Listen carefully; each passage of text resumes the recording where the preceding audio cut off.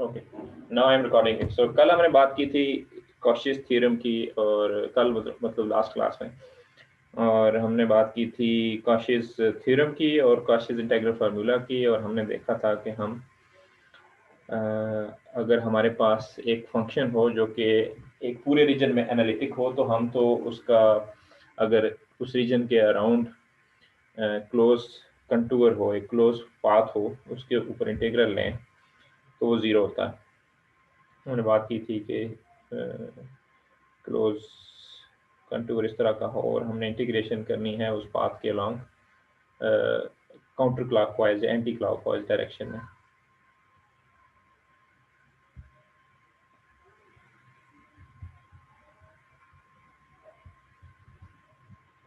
और इस डायरेक्शन में अगर हम इंटीग्रल लेंगे उस फंक्शन का क्लोज पाथ के अलॉन्ग, तो वो काशीस इंटीग्रल थ्योरम के मुताबिक वो ज़ीरो होना चाहिए अगर उसके बीच में कोई सिंगुलर पॉइंट नहीं है।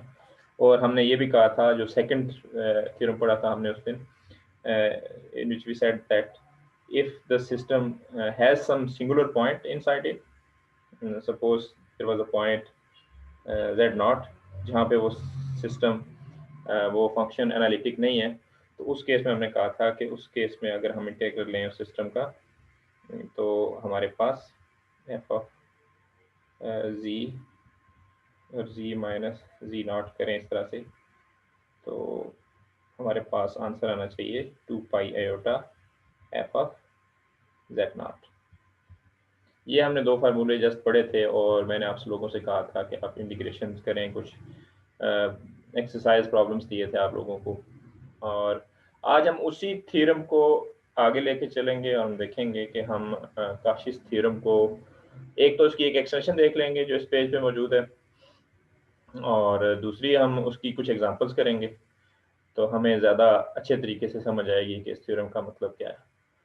पहले हम ज़रा इसकी एक्सटेंशन देख लेते हैं ताकि आप लोग ज़्यादा अच्छे तरीके से चीज़ों को जज करें। हमने जब काशिश थ्योरम पढ़ा था तो हमने ये कहा था कि वो रीजन जो है जिसके ऊपर, जिसके बाउंड्री पे हमने इंटीग्रेशन करनी है, वो सिंपली कनेक्टेड होना चाहिए। सिंपली कनेक्टेड से मुराद ये है कि वो सर्कल हो सकता है, वो एक स्क्वायर बॉक्स हो सकता है इस तरह से। तो आल्दो के उसके ऊपर कुछ टर्निंग पॉइंट्स मौजूद हैं इस स्क्वायर बॉक्स के ऊपर, मतलब इसकी कॉर्नर्स वगैरह हैं, लेकिन still it is simple connected. लेकिन अगर कोई रीजन ऐसे हो सकते हैं जो कि सिंपली कनेक्टेड ना हो, तो उस केस में फिर हमें चीज़ों को थोड़ा देखना पड़ेगा। आप लोगों को मेरी आवाज़ तो क्लियरली आ रही है ना? जी सर, फ्लक्चुएट हो रही थी, अब ठीक आ रही है। फ्लक्चुएट हो रही है। यहाँ पे लाइट नहीं है मेरे पास, तो थोड़ी सी फ्लक्चुएशन इस वजह से है हर चीज़ में। मैं चल रहा हूँ इस पे यूपीएस पे, इसका सारा सिस्टम चला रहा हूँ, तो अगर आवाज़ ना आए तो मुझे बताया जाए कि आवाज़ नहीं आ रही, ठीक है? इंटरनेट फ्लक्चुएट कर रहा, तो उस वजह से थोड़े से मसाइल तो हों। खैर, अभी ये सिंक्रोनाइज भी नहीं कर रहा मेरे पेन को किसी वजह से, I don't know why. Let me check कि ये सिंक्रोनाइज क्यों नहीं कर रहा।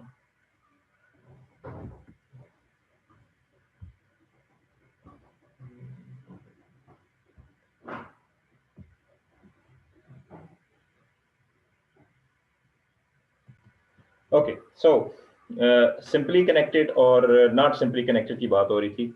तो एक स्क्वायर हो सकता है, एक रेक्टेंगल हो सकती है, एक सर्कल हो सकता है, ये तमाम रीजन जो हैं ये सिंपली कनेक्टेड हैं, तो इनके अलॉन्ग हम इजीली इंटीग्रेशन कर सकते हैं। इसका एडवांटेज ये है कि हम डायरेक्टली काशीज थ्योरम अप्लाई करेंगे। हाँ, लेकिन अगर सिंपली कनेक्टेड रीजन ना हो, जैसा कि आप लोगों को इस स्क्रीन पे नज़र आ रहा है in the middle of the screen, कि देयर आर टू सर्कल्स, और ये जो शेडेड रीजन है इसके अंदर फंक्शन एनालिटिक है, और इस जो दरमियान वाला रीजन है इसके अंदर फंक्शन एनालिटिक नहीं है। तो ये एक सिंपली कनेक्टेड रीजन नहीं है। आप देखोगे कि हम कोई एक कर्व के लॉन्ग इंटीग्रेशन करके सारा मसला हल नहीं कर सकते, क्योंकि दरमियान में एक और सर्कल है और हमने एनालिटिसिटी सिर्फ इसमें डिफाइन की हुई है फंक्शन की। तो ऐसे फंक्शन ऐसे रीजन के लिए अगर हम काशिश थ्योरम अप्लाई करेंगे तो उस केस में इसको मॉडिफाई करना पड़ेगा, और मॉडिफाई करने के लिए हमें ये करना होगा कि हमने इसको एक सिंपली कनेक्टेड रीजन में कन्वर्ट करना होगा। तो सिंपली कनेक्टेड रीजन की आप एक डेफिनेशन ये याद रख लें कि simply connected region is some region जिसमें हम किसी एक ही पाथ के को लें और घूम जाएं थ्रू आउट, तो वो कंप्लीट हो जाए, और या दो सिंपल पाथ ले लें हम और उसके अलॉन्ग हम कर लें इंटीग्रेशन, तो इन एनी केस वो सिंपली काम हो जाएगा। लेकिन ये जो रीजन आपको नजर आ रहा है, this is not simply connected. तो सबसे पहले we will have to make it, so we have to make it a simply connected region first.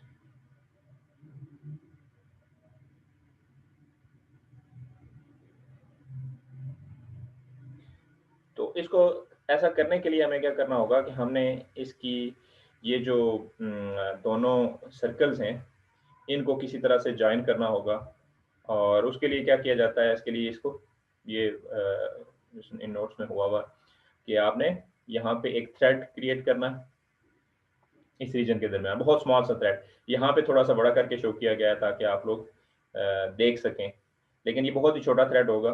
तो वहाँ से ये करेंगे कि हम जो अंदर वाला जो सर्कल है उसको कनेक्ट करेंगे बाहर वाले सर्कल से। तो अब आप देखेंगे कि ये एक ही कर्व बन जाएगी, चाहे ऑल्दो के इसके अंदर कुछ टर्न्स हैं, कुछ मोड़ हैं, कुछ रास्ते ऐसे हैं जो कि बाहर आपको कॉम्प्लिकेटेड लग रहे हैं, लेकिन basically this is now one curve, ये कंप्लीट कर्व हो जाएगी एक ही क्लोज। मतलब हम किसी भी पॉइंट से अगर चलेंगे तो हम फर्ज करें इस पॉइंट से हम चलते हैं, मैं उसके ऊपर ड्रॉ कर रहा हूँ, तो यहाँ से अगर हम चलेंगे और दूसरी साइड पे पहुंच जाएंगे तो हम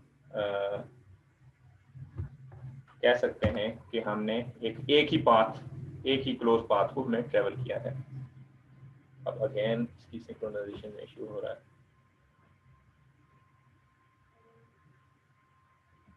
ओके, सो यहाँ से अगर हम स्टार्ट लें, इस ये मिडिल में मैंने एक बनाया है इसके पॉइंट, और यहाँ से हम स्टार्ट लें और इस तरह मूव करें।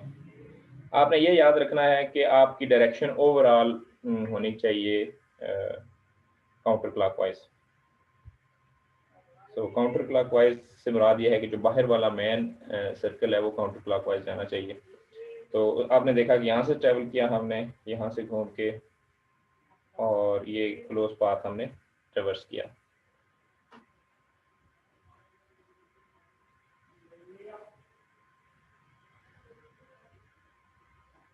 तो आप देख सकते हैं ये मैंने रेड लाइन से शो किया है इसको, ये एक क्लोज पाथ है आप लोगों का। तो अब हमने जब इंटीग्रेशन करनी है तो हमने क्या करना है कि इसको ब्रांचेस में कन्वर्ट कर लेना है। तो ब्रांचेस कौन कौन सी हैं, एक इनर सर्कल है, एक आउटर सर्कल है, और जो बीच वाला कनेक्टिंग रीजन है उसका है पोर्शन। तो इंटीग्रेशन सब पे डिवाइड होगी, मतलब आप ऐसे करोगे, लिखोगे साथ इसके कि integration is for inner circle C2, then integration for outer circle, that is C1, and then we have integration for these two regions that are in between these two circles. तो इनको आप कह दो C2, C3 and C4। Plus आपने यहाँ पे ये याद रखना है कि डायरेक्शन बहुत मैटर करती है इंटीग्रेशन के दौरान, ये कंटूर इंटीग्रेशन में। तो अब आपने जब आउटर सर्कल की जो इंटीग्रेशन है उसको C2 का, C1 का है, इसको अगर हमने पॉजिटिव लिया, this one is taken as positive direction, हमेशा जो काउंटर क्लॉकवाइज डायरेक्शन होगी वो पॉजिटिव होगी। लेकिन चूंकि हमने कनेक्शंस बनाए थे, तो कनेक्शंस बनाने की वजह से हमने जब पाथ कंप्लीट किया है तो इनर सर्कल की जो डायरेक्शन है वो हो गई है अब क्लॉकवाइज। आप देख सकते हो एरो की direction, this is now revolving clockwise. तो इस वजह से अब हमें इस क्लॉकवाइज को माइनस देना पड़ेगा। तो यहाँ जो हम इंटीग्रेशन लेंगे माइनस पाथ पे, नेगेटिव। इसी तरह अब इधर जो पाथ्स हैं इनमें से एक को पॉजिटिव लेना पड़ेगा, एक को नेगेटिव लेना पड़ेगा, क्योंकि दोनों अपोजिट हैं एक दूसरे से। एक इनसाइड की तरफ मूव कर रहे हैं एक में, और एक में हम आउटसाइड की तरफ मूव कर रहे हैं। तो C3 को अगर हम ले लें पॉजिटिव, तो जो C4 होगा उसको हम माइनस C3 कह देंगे, या वो माइनस डायरेक्शन होगी। तो 4 जो होगा उसको हम -C3 लिख देंगे, क्योंकि ये दोनों बराबर है ना इंटीग्रेशन के हिसाब से। तो एक प्लस C3 है और एक -C3 है, तो ये दोनों आपस में कैंसिल आउट भी हो जाएंगे जब इंटीग्रेशन परफॉर्म की जाएगी। एक्चुअली ये तो स्कीमेटिक है ना, जब आप एक्चुअल इंटीग्रेशन परफॉर्म करेंगे तो ये दोनों एक दूसरे को कैंसिल आउट कर देंगे। दोनों बराबर हैं तो एक दूसरे को कैंसिल आउट कर देंगे, और डायरेक्शन अपोजिट है इनकी।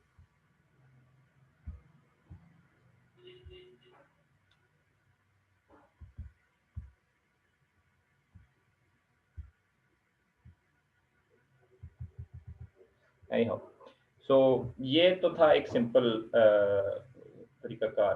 तो हमारा जो नेट इंटीग्रल है वो यूं लिखा जाएगा, जो कि आपकी स्क्रीन पे शो हो रहा है, कि हमारी जो इंटीग्रेशन होगी वो होगी basically this is the difference of the integrations perform on inner and outer circles.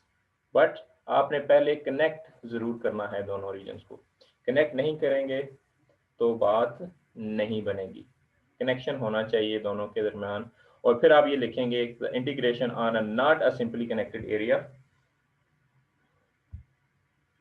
On not a simply connected area, वो इस तरह से लिखी जाएगी।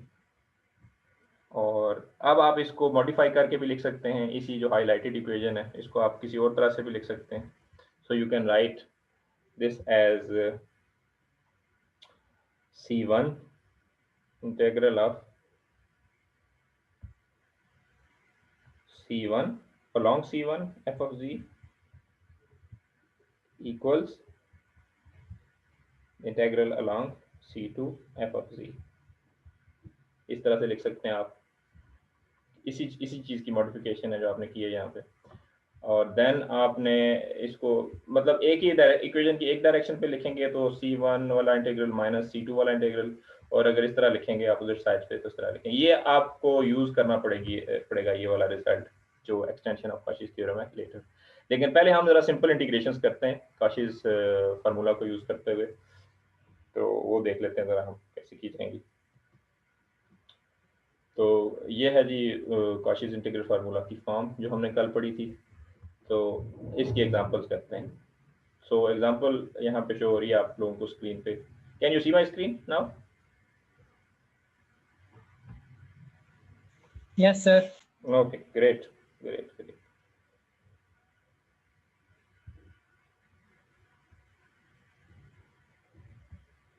सो आपकी पहली एग्जांपल जो है इसमें, अच्छा आप लोगों ने ये याद रखना कि आपने हमेशा कोई भी इंटीग्रेशन करने से पहले आपको इंटीग्रेशन करने को कहा जाएगा। आपको एक इंटीग्रल दिया जाएगा और आपको बताया जाएगा कि आपने कौन से पाथ के लॉन्ग इंटीग्रेशन करनी है। और जब जब उस पाथ के लॉन्ग इंटीग्रेशन करनी है तो आपको सिंगुलैरिटी भी बताई जाएगी। या तो वो उस इंटीग्रल के अंदर मौजूद आपको नजर आ रही होगी, अगर वहां पे आपको डायरेक्टली नजर नहीं आ रही तो आपने वो सिंगुलैरिटी खुद से डिटरमिन करनी होगी। तो अब एग्जांपल 4.2 जो आपको नजर आ रही है इसमें आपको कहा गया है कि आप इस इंटीग्रल को सॉल्व करें। जो इंटीग्रल आपका ये वाला है इसमें आपको एक कॉम्प्लिकेटेड सी चीज नजर आ रही है इंटीग्रल के अंदर, e to the power z square और डिवाइडेड बाय z-2 है। और साथ आपको कहा गया है कि आपने इंटीग्रेशन करनी है। ये जो कर्व आपको फिगर में शो हो रहा है इस पे c जो है ये क्या है, this is a curve that is shown in the figure. तो आपने पहले ये करना है कि ये डिटरमिन करना है आपने, आपका फार्मूला क्या है पहले। तो काशीज का फार्मूला आप देखें ना, काशी का फार्मूला होता है कि f of z0 equals 1/2 pi iota. चाहे वो 2 पाई आयोटा को आप दूसरी साइड पे लिख लें या इस तरफ लिख लें, does not matter. Then integral along a closed path and f of z divided by z over z0 z minus z0 dz। तो z0 जो है वो ये आपका सिंगुलर पॉइंट है। अगर आप इसको कंपेयर करें आप इस फार्मूला को इस इंटीग्रल के साथ, बल्कि मैं ऐसे करता हूँ कि ये 2 पाई आयोटा का फैक्टर मैं इधर लिखता हूँ ताकि आपको कंपैरिजन में आसानी हो। तो 2 पाई आयोटा मैंने लेफ्ट हैंड साइड पे लिख दिया। सो अब आप अगर कंपेयर करें तो आपको ये नज़र आ रहा है कि एफ ऑफ जी क्या होगा इसमें, ज़रा देखें गौर से इस हाईलाइटेड फार्मूला में।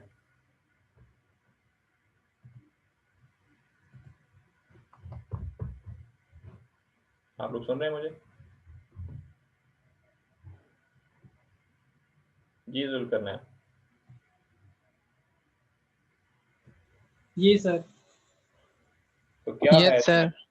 इसमें एफ ऑफ जी क्या होगा, कंपेयर करो ना आप ऊपर वाले फार्मूला को जो आपने कंप्यूट करना है उससे। सर ऊपर वाला ही होगा e की पावर जी की स्क्वायर। हाँ, e to the power z square आपका एफ ऑफ जी है। तो सबसे पहला काम आपने ये डिटरमिन करना है कि आपने एफ ऑफ जी को देखना है। अब ये चूंकि सिंपलेस्ट एग्जांपल है तो आपने फिलहाल तो जस्ट इसको समझना है, लेकिन बाद में थोड़ी चीज़ें कॉम्प्लिकेट होंगी तो फिर आपको एफ ऑफ जी भी ज़रा सोच समझ के डिटरमिन करना होगा। यहाँ पे चूंकि इजी है तो हमें पता है कि f of z is e to the power z square. और दूसरा अब आपने देखना है कि जेड नॉट क्या है। जेड नॉट भी बड़ा क्लियरली नजर आ रहा है, वो है, कंपेयर किया आपने तो आपको पता चला कि जेड नॉट भी आपके पास 2 है। हो गया, ये भी हो गया। अब आप ये देखो कि जो अब आपने इसके बाद ज़रा थोड़ा सा ध्यान से काम करना है। तो ध्यान से काम ये करना है कि यहाँ आपने देखना है कि जो जी नॉट आपने डिटरमिन किया है खुद ही यहाँ से कंपेयर करके निकाला है, ये और जो आपको इंटीग्रेशन के लिए कर्व दिया हुआ है, इनका आपस में कोई रिलेशनशिप बनता है या नहीं बनता। क्या ये पॉइंट उस इंटीग्रेशन कर्व के इनसाइड आता है या आउटसाइड आता है, ये एक बड़ा इंपॉर्टेंट फैक्टर होगा इसमें। तो जी नॉट इज इक्वल टू 2 तो हमने निकाला ना कंपैरिजन करके। अब हमने एक कर्व देखनी है जिसके अलावा हमने इंटीग्रेशन करनी है। तो आप देखोगे कि ये पॉइंट 2 इसके अंदर गिवन है यहाँ पे, मतलब ये हमें पता चला है कि ये इन्होंने वैसे हाईलाइट किया हुआ ना, अगर हम इसको अगर ये लिखा ना होता तो फिर भी हम अगर इसको डिटरमिन करते तो हमें पता चलता कि z naught is equal to 2 हमें इसी कर्व के इनसाइड ही आ रहा है। ठीक है, तो अब हमारे लिए कैलकुलेशंस करनी आसान है। हम क्या करेंगे, इसका आंसर लिख देंगे सिंपली काशिश फार्मूला को यूज करते हुए। तो क्या होगा इंटीग्रेशन, इस इंटीग्रल का सोल्यूशन क्या होगा हमारे पास, इस इंटीग्रल जो हाईलाइटेड है आपके पास, इसका आंसर हम लिखेंगे that is simply equal to 2 pi iota times क्या होना चाहिए यहाँ पे, एफ ऑफ 2 एफ एट 2।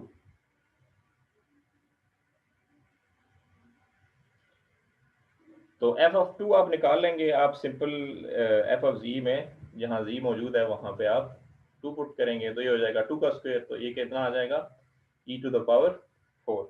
तो आप लिखेंगे 2 pi iota e to the power 4। ये आपका आंसर आ गया, बहुत सिंपल तरीके से आपने इसको एवेलुएट कर लिया। कोई मसला नहीं है, आपने बस केयरफुली देखा कि फंक्शन क्या है, जी नॉट क्या है, और फिर जिस कर्व के अलॉन्ग आपने इंटीग्रेशन करनी है क्या ये जी नॉट उसके इनसाइड मौजूद है या नहीं है। अगर इनसाइड मौजूद ना होता तो फिर क्या आंसर होता, सर फिर इसका आंसर 0 होता। फिर 0 होता, एग्जैक्टली, वेरी गुड। तो फिर उस केस में हमें काशीज थ्योरम जैसे याद रखना होता, इंटीग्रल फार्मूला याद रखने की जरूरत नहीं थी। जैसे कि दूसरी एग्जांपल में दिया हुआ है, एग्जांपल 4.3 में। अब यहाँ पे जो कर्व दी हुई है इंटीग्रेशन के लिए वो बाहर है, वो जो पॉइंट है जेड नॉट तो चेंज नहीं हुआ ना, वो तो उधर का उधर ही मौजूद है 2, लेकिन अब कर्व कहीं और मौजूद है। तो अब हमने जब इसका आंसर लिखना है तो हम सिंपली कहेंगे कि integral is 0 for this case, integral is simply 0। अच्छा, एक और चीज जो आपने याद रखनी है वो ये रखनी है कि आपका जो फंक्शन है, जो फंक्शन आपने डिफाइन किया ऊपर e to the power z square है फॉर एग्जांपल, वो भी उसके लिए शर्त ये है कि वो फंक्शन एनालिटिक होना चाहिए। हर कोई फंक्शन आप इस फार्मूला में यूज नहीं कर सकते। काशिश फार्मूला यूज करने की एक प्रीलिमिनरी कंडीशन है और वो ये है कि वो फंक्शन एनालिटिक होना चाहिए। एनालिटिक हो सर और पाथ इंडिपेंडेंट हो। हाँ, एनालिटिक हो, पाथ इंडिपेंडेंट हो, तो देन ही आप उसके ऊपर काशिस फार्मूला अप्लाई कर सकेंगे, अदरवाइज आप वो फार्मूला अप्लाई नहीं कर सकते। तो ये चूंकि हमने रेडीली अंडरस्टैंड किया हुआ है कि कैसा है। अब जी थोड़ा सा मामला है, जैसे अभी थोड़ी देर पहले मैंने बात की आप लोगों से कि फंक्शन तो गिवन है वही e to the power z square, तीसरा जो एग्जांपल 4.4 है आपके पास, तो फंक्शन तो वही है f of z equals e to the power z square. लेकिन अब जो आपने इंटीग्रेशन करनी है वो इस नॉट सिंपली कनेक्टेड पाथ पे करनी है। तो अब क्या करेंगे, ये सिंपली कनेक्टेड नहीं है ना, ये आप खुद को क्रॉस कर रहा है। यहाँ पे जो भी पाथ खुद को क्रॉस करे कहीं पे वो सिंपली कनेक्टेड नहीं होता। तो ये देखो ये यहाँ पे खुद को ही कट लगा रहा है ये। तो अब ये इसका क्या सोल्यूशन करेंगे हम, वो याद रखें जो भी हमने चंद मिनट पहले जो एग्जांपल की है उसमें क्या था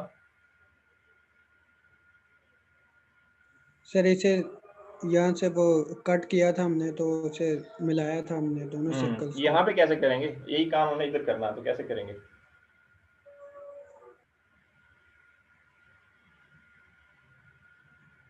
शाबाश। हमने इसको एक, ये दो कर्व्स है ना एक तरह से नजर आ रही है हमें, तो हमने ऐसा काम करना है कि ये एक ही कर्व के अलावा हमारी इंटीग्रेशन हो, नेट जो इंटीग्रेशन है, लेकिन कट ना हो, पाथ पाथ कट ना हो। यहाँ पे कट हो रहा है ना, तो फिर क्या किया जाए इधर इस जगह पे,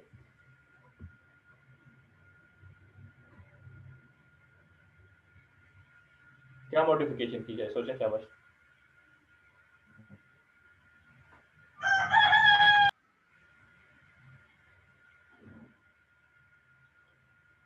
एनीवन, कितने लोग मौजूद हैं आज क्लास में? सर ये जो हमारे पास जहाँ पे कट हो रहा है सर, इधर से हम मतलब किसको कट करेंगे तो फिर हमारे पास एक ही सर्कल बन जाएगा। अच्छा, हम ऐसे करेंगे कि हम यहाँ से ना इसके दो ब्रांचेस बना देंगे। इधर से हम ये करेंगे कि एक ब्रांच को हम इधर कहेंगे कि इधर आ जाए, और दूसरी ब्रांच जो है वो इधर से वापस इधर से कनेक्ट हो जाए आगे। तो ये जो दरम्यान वाला कट वाला रीजन है ये रिमूव कर देंगे, तो कुछ ऐसी शक्ल बनेगी जैसे कि हम ऐसे जाएं सर, इस तरह जैसे से, ऊपर बने हुए। हाँ तो इस तरह से जाए। फिर कोई मैंने ड्रॉ जो किया कि दरम्यान में से वो रीजन रिमूव कर देंगे। ये मैंने थोड़ा सा साइज में थोड़ा बड़ा बना दिया, लेकिन आपने इसको क्लोज एज पॉसिबल रखना। तो अब ये होगा कि ये एक ही क्लोज पाथ बन जाएगा। इसमें जो काशिस फार्मूला की एक्सटेंशन है वो यूज़ कर लेंगे कि अब हम 2 दफ़ा इंटीग्रल करेंगे। लेकिन एक चीज़ और जो आपने याद रखनी है वो ये याद रखनी है कि अगर इस तरह से हम जोड़ देंगे तो फिर तो आपका जो सिंगुलर पॉइंट है वो इस एरिया से बाहर चला जाएगा। Yes sir. ऐसे ही है ना? Yes sir. तो यस सर। क्या ये अच्छा तरीका है आंसर 0 या नहीं है? नहीं सर। तो फिर क्या करें? अगर तो हमने इसको बाहर ही निकाल दिया ना सिंगुलर पॉइंट को, तो तरीका तो हो सकता है लेकिन थोड़ा इनअप्रोप्रिएट है वो तरीका, क्योंकि हमने यस डायरेक्शंस सर। का ख्याल नहीं रखा ना, प्रॉपर डायरेक्शंस का ख्याल उस तरह से नहीं रखा। तो कोई और तो ट्रिक है कोई कर सके अगर हम, देखो Z0 तो यहाँ होगा ना बीच में कहीं, तो ये तो खराबी होगी फिर तो हमारे सिंपल इंटीग्रल 0 हो गया। लेकिन हमने ऐसा कोई काम, एक और ट्रिक करना है, मतलब इसकी मॉडिफिकेशन इस तरह से करनी है कि ये पॉइंट आउट ना हो। तो फिर क्या करें? सर इन जो ऊपर वाली कर्व है इसको आपस में मिला दिया जाए और नीचे वाली को अलग कर दिया जाए। जबरदस्त ऐसा नहीं हो जबरदस्त, सकता? ठीक है, हो सकता है हो सकता है। हम क्या करेंगे कि ऊपर वाली कर्व जो है वो अलहदा ट्रेवर्स होती रहे, 2 सर्कल्स बन जाए ना, तो दूसरी कर्व इस तरह से जी जुड़ सर। जाए, इस तरह से जुड़ जाए कुछ। डायरेक्शन भी सही है। हाँ डायरेक्शन भी इसी यही रहेगी, और एक क्लॉकवाइज होगी और एक एंटी क्लॉकवाइज। तो यहाँ पे जो ये जो जो जॉइंट था इसका, एंटी क्लॉकवाइज। पे जी हमने सर। जो जगह साफ करनी है वो इस डायरेक्शन में जगह साफ करें अगर हम ये वाली, तो यहाँ पे कुछ बीच में गैप बच जाए, थोड़ा सा हल्का सा गैप बच जाए दोनों सर्कल्स के दरमियान, तो फिर आपको आपको बड़ा इजी रहेगा काशिश जो एक्सटेंशन है फार्मूला की वो यूज़ करने में, वो काफ़ी इजी रहेगा। मैं थोड़ा दोबारा इसको बना देता हूँ, ये इस तरह से हो, और फिर जो ये जो इनसाइड वाली है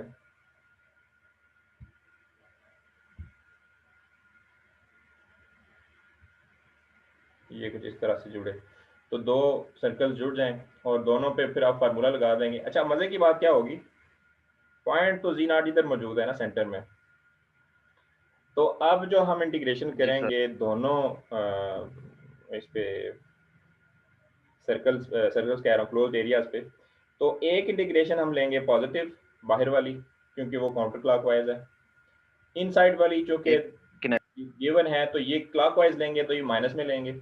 ठीक है, डायरेक्शन का आपने ख्याल रखना है कि क्लॉकवाइज हमेशा माइनस में हो और एंटी क्लॉकवाइज पॉजिटिव हो। और ये जो Z0 है ये दोनों सर्कल्स के अंदर आ रहा है ना फिर, ठीक है, तो दोनों सर्कल जो हैं उनके ये कहीं ना कहीं बीच में आ रहा है point Z0। Excuse me sir, सही इसकी डायरेक्शन का नहीं पता चल रहा, सी की जो हमने मिलाए हैं सर। सी को हमने तो दो हिस्सों में ये डिवाइड कर दिया ना, देखो सी को हमने दो हिस्सों में डिवाइड कर दिया, तो अगर दोनों ही क्लॉकवाइज हैं तो दोनों की एक ही डायरेक्शन हो। हाँ ठीक है, आप सही कह रहे हो कि सी की डायरेक्शन इधर क्लॉकवाइज ही शो हुई है, तो मैं क्यों बना रहा हूँ अपने पास से काउंटर क्लॉकवाइज, तो मैं भी इसको क्लॉकवाइज ही बनाता हूँ। ठीक है, आप सही कह रहे हैं, यही डायरेक्शन है इसकी, यही वाली। तो बाहर वाले को C1 कह दो, इनसाइड वाले को C2 कह दो, और दोनों नेगेटिव होंगी। क्या होंगी? दोनों की दोनों नेगेटिव होंगे और इस तरह से लिखे जाएंगे। माइनस तो तब होता है ना, C1 माइनस C2 तब होता है जब दोनों अपोजिट डायरेक्शन में होते हैं। तो अब इसको ऐसे लिखेंगे हम, complete integral along this closed path is now divided into minus sign, हम लिखेंगे जॉइंट माइनस साइन लिखेंगे, और first integral C1 plus second integral C2, और फिर हम दोनों के ऊपर अलग-अलग काशिश फार्मूला अप्लाई करेंगे, और क्योंकि फार्मूला काशिश फार्मूला तो एक ही है तो हम दूसरे लफ्ज़ों में ये दो दफ़ा एक ऐड कर लेंगे और हमारे पास आंसर आ जाएगा। तो बुक वाले ने जो लिखा हुआ है, जैसे ये बनाया हुआ है इसने, तो दिस इज C1z-2 C2z-2 और with a minus sign with both, तो minus 2 pi iota f(2) and again minus 2 pi iota f(2), so that would be minus 4 pi iota f(2). This is quite simple as you can see। किसी को कोई confusion हो तो पूछ सकता है। Sir ये नेगेटिव साइन का एक मतलब बता दें। नेगेटिव साइन है इनकी डायरेक्शन, दोनों की डायरेक्शन क्लॉकवाइज होने की वजह से, इसकी भी क्लॉकवाइज है और इनर सर्कल की भी सर्कल कह रहा हूँ पाथ की भी क्लॉकवाइज है। तो पॉजिटिव डायरेक्शन सिर्फ काउंटर क्लॉकवाइज की होनी है या एंटी क्लॉकवाइज की होनी है। क्लॉकवाइज के केस में ऐसा ही होगा जैसे लिखा हुआ है। ठीक हो गया? स्टिल कंफ्यूज्ड और ओके? Yes sir.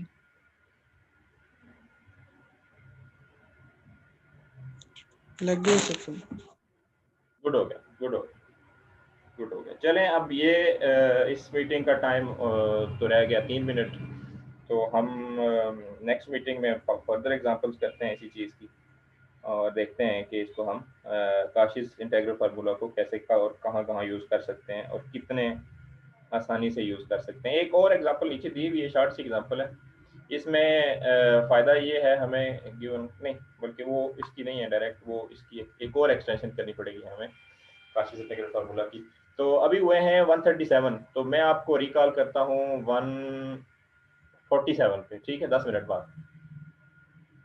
ओके, मैं आपको लिंक शेयर करूंगा, तो 147 तक आप ठीक है सर, इस मीटिंग को दोबारा यस सर। ओके।